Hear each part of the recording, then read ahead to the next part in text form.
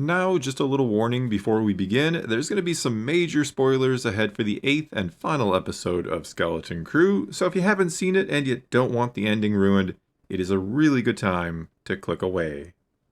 Okay, so after the first 7 episodes of this series had, surprisingly you could say, been pretty dang good and enjoyable and given us one of the best Star Wars shows thus far on Disney Plus, like a top 2 or 3 show, the question, of course, going into the finale was, could they actually stick the landing? Could they give us a good, satisfying conclusion to, again, what had been a really entertaining show?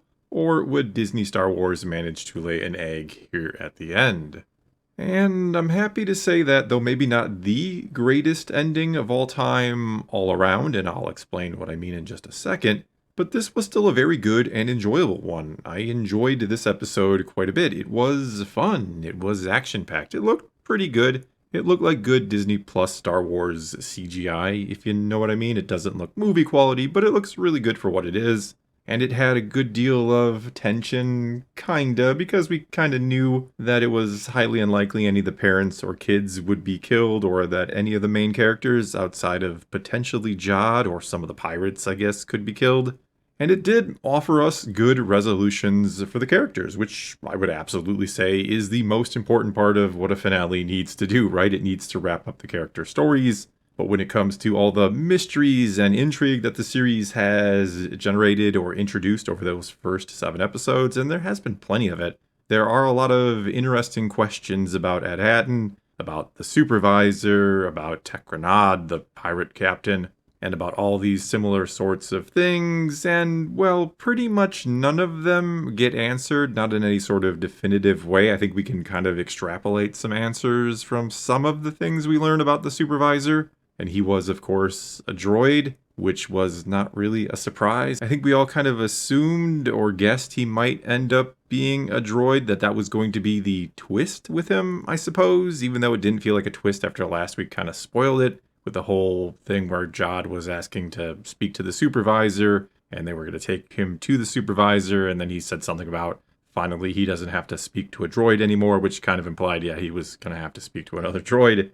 Anyway, yes, the supervisor turned out to be a droid. I guess that was the big twist of the episode, even though, again, I think it was pretty well telegraphed, and we kind of assumed it all along, or that there was a really good chance he was going to be a droid. I don't know that there was any other real twist when it comes to, again, the sort of mysteries and intrigue that the show has been building. I would say that is maybe the most disappointing part of an otherwise, yeah, really good, fun, enjoyable finale. I kind of thought maybe that Tekranad, the pirate captain again, that he would somehow play into what had happened to Ed Hatton, considering he had been there before. I also thought because they kind of obscured his identity in the episode, we see the recording of him back in episode 5, that we didn't see his face, though you could kind of tell he was a weak way. I thought, of course, they had done that because they're trying to keep something about him a secret, because showing his face might tip their hand when it comes to the big twist at the end, with him potentially even being the supervisor, or at some point supplanting the supervisor, or something like that.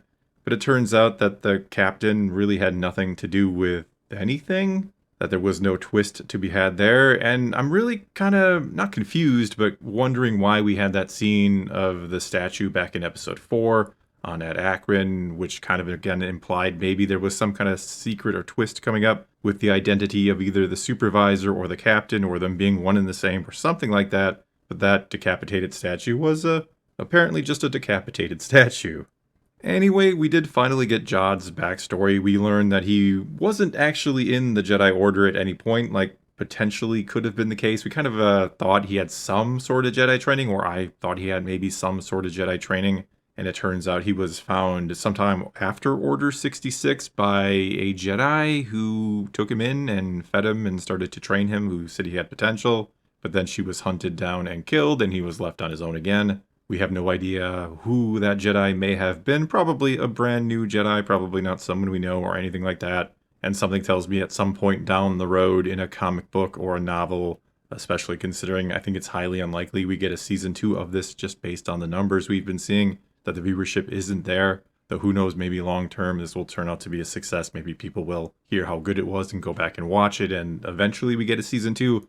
But I wouldn't hold my breath, I wouldn't bet on that, and I would assume at some point, since Jod was a very popular character, I would say I think he's my favorite character in the show, though the kids also did a phenomenal job here. They were interesting too. But he was my favorite. I think a lot of people really liked him, and it's not going to surprise me when there's a comic book or novel coming out in about a year that gives us his story about what happened to him when he was a kid, about the Jedi who found him, and all of that. And speaking of Jod, he was not redeemed, which I'm happy to say he wasn't. I'm glad he kind of stayed the villain to the bitter end and stayed in the tower. And they made it seem like he was gonna die in the tower, but nothing crashed into the tower. The ship, the main pirate ship, didn't crash into it. So they just kind of left him there to watch his potential takeover of AT-AT fail as the New Republic showed up. And I'm assuming he gets away or is taken captive by the New Republic and put into jail to escape some other day, if there is a season 2 possibly.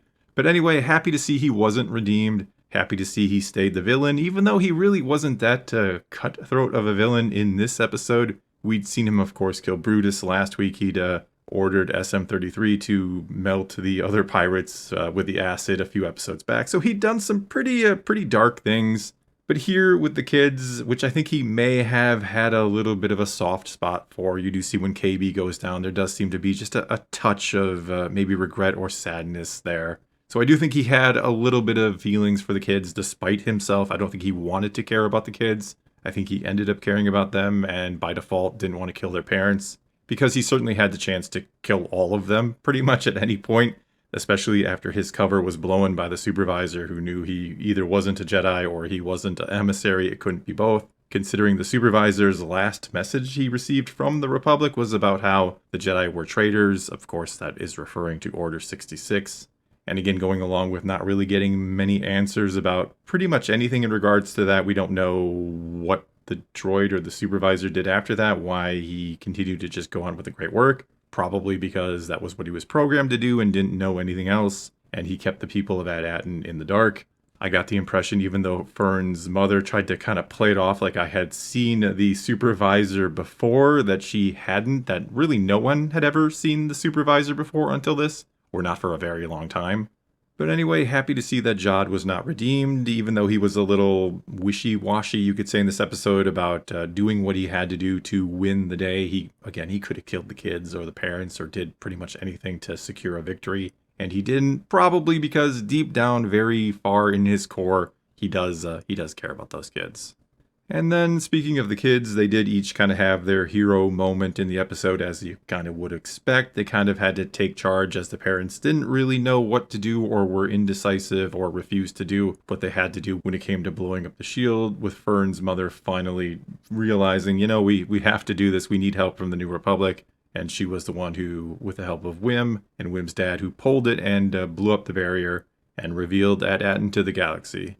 And so, yeah, I thought everything with the kids was really good in the final episode. Again, this was very fun and action-packed and really focused on just finishing their stories and not worrying too much about anything and everything else that maybe some people, like myself, would have loved to have gotten answers on. That really wasn't the point of the show. The point wasn't to, give every single answer to every question you may have had about AT-AT, though I will say some would have been appreciated. I was kind of hoping for, when we saw the blockade runner show up at the end, that we would see some sort of actual New Republic emissary meet with Fern's mother or some of the people of the planet and kind of ask them what the heck is going on, what have you been doing down here? Find out that they had been making all these Republic credits and then have to tell them, like, you can't do this anymore.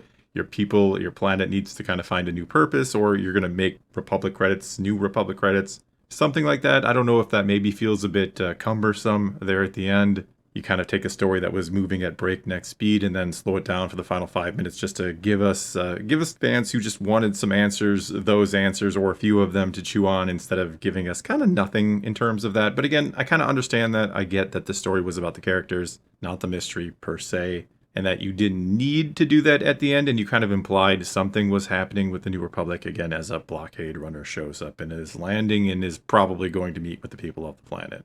Other than that, not really a ton to talk about. Again, the finale was very just action-oriented. It was very fun, it was fast-paced, and it finished up the story nicely. It was cool to see things like B-Wings in there.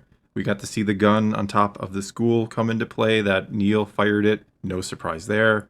We saw that KB kind of fixed up SM-33, which we thought might happen. She got the message out to Kim, who sent the New Republic. A lot of the things that we kind of figured might happen did indeed happen, which doesn't make it bad. It just means that, yeah, what we thought was going to happen did, and it was still enjoyable for what it was. I was kind of surprised the New Republic just opened fire on the pirate ship above the city, and then it kind of went crashing down into the city. They weren't thinking too much about collateral damage there and just fired on it, which I thought was a little strange, but whatever. It went down in an unpopulated area, it seemed like, so that was fine. And so all in all, again, a good finale, a really good finale to a really, really good series. Though if you wanted some answers, just a few answers, or a little bit more to chew on when it came to all these mysteries, you didn't exactly get that. Though, as I said, not really the point of the series to answer all your questions, but I do think when you introduce so many questions, when you make it all very intriguing when it comes to the jewels of the Old Republic, just that name alone sounds very cool and intriguing in and of itself. So you had a lot of questions, a lot of mysteries, and a few things that kind of went nowhere. Again, the pirate Techronod, I thought maybe something more was there. The statue, maybe something more. So a few questions left unanswered, but otherwise a really, really good series and a win for Star Wars. Alright, well that is going to be all I got for you this time. Now it is your turn to take to the comments below and tell me what you thought of the finale. Did you enjoy it? Did you not enjoy it? Were you okay with virtually no answers to the big questions and just a finale focused on the characters? Or maybe you weren't. Whatever the case may be though, leave a comment below. Let's talk some Star Wars. And until next time, thanks for watching.